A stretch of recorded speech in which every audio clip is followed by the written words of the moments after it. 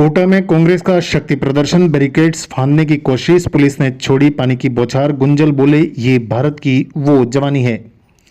कोटा में छात्रों की गूंज अभियान के तहत कांग्रेस का प्रदर्शन उस समय उग्र हो गया जब कलेक्ट्रेट पर पहुंचे कार्यकर्ताओं ने बैरिकेड्स पार करने की कोशिश की।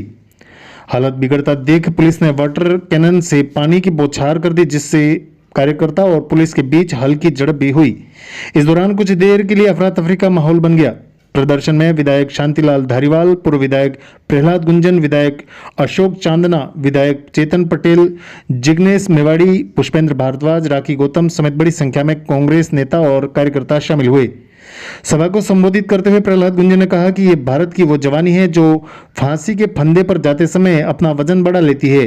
वहीं नेताओं ने केंद्र सरकार पर छात्रों की आवाज दबाने, पेपर लीक और जवाबदेही से बचने के आरोप लगाए। प्रदर्शन के बाद कांग्रेस प्रतिनिधिमंडल ने एडीएम सिटी को ज्ञापन सौंपा। प्रदर्शन के दौरान कांग्रेस की गुटबाजी भी खुलकर देखने को मिली।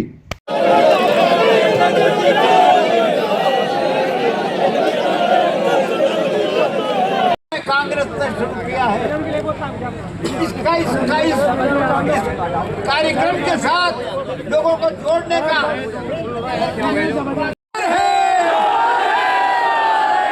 हमेशा नंबर 1 का चोर है।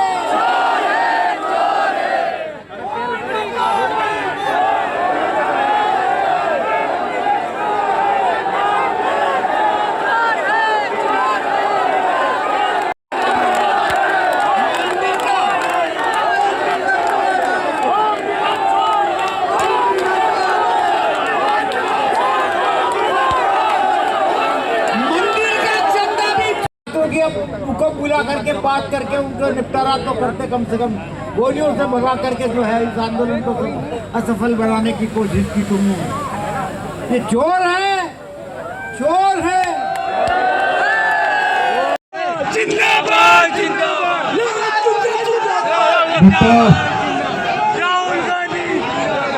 अब मुझे बात तो रखने दो। भारत माता की। बेटियां यहाँ खड़ी हो जाए बेटा। मंचस्थ जिग्नेश मेवाड़ी जी,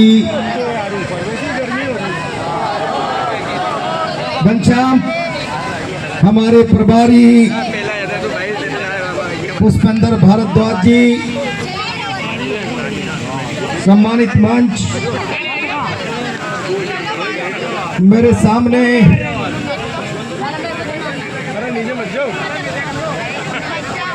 कोटा में नौजवानों की आवाज को ताकत देने के लिए आए हुए सभी भाइयों बहनों प्यारे बच्चों, मैं देख रहा हूं मेरे सामने जो बेटियां खड़ी है, जहां से प्रदर्शन रवाना हुआ वहां ठीक 10 बजे ये बेटियां वहां पर आ गई। मैं लंबा भाषण नहीं करूंगा। सारे हिंदुस्तान ने देखा 56 इंच का सीना, 28 सेकंड की रील चलाकर इस देश के नौजवानों ने घुटने में ला दिया।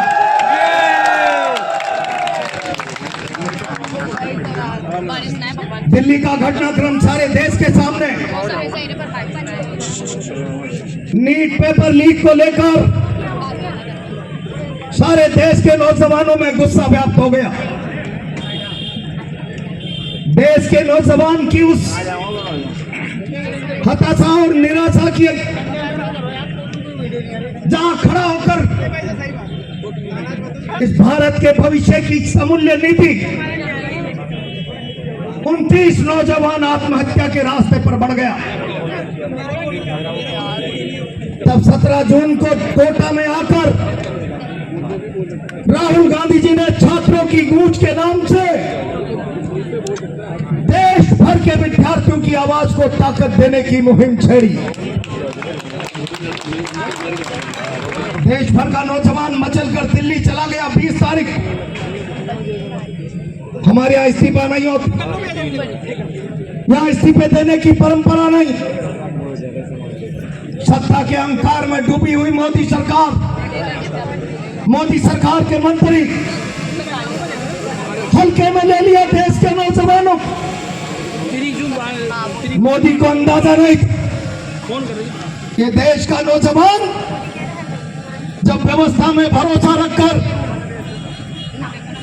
अनुशासन में चलता है तो समुद्र की शीतलता धारण करता है, और जब अकड़कर सड़क पर आता है तो ज्वालामुखी का विस्फोट बन जाता है।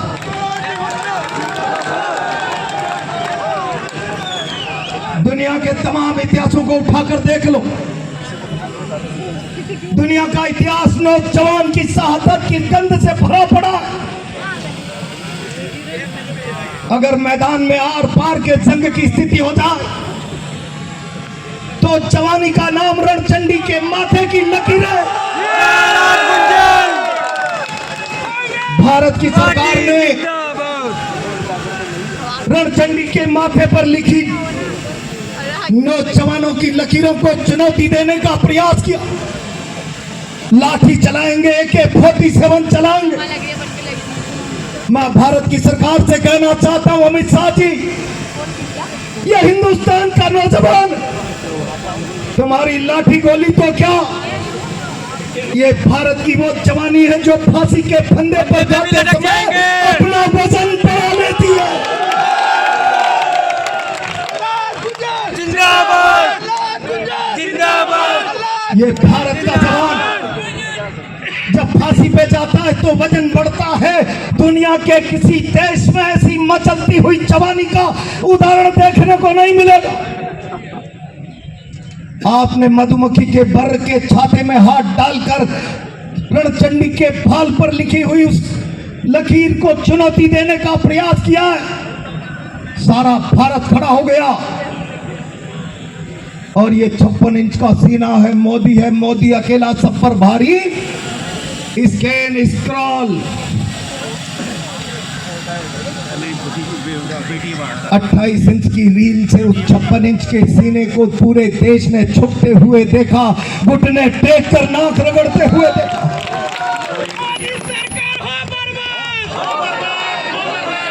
मैं तो मेरे सामने खड़े हुए नौजवानों से कहना चाहता हूं,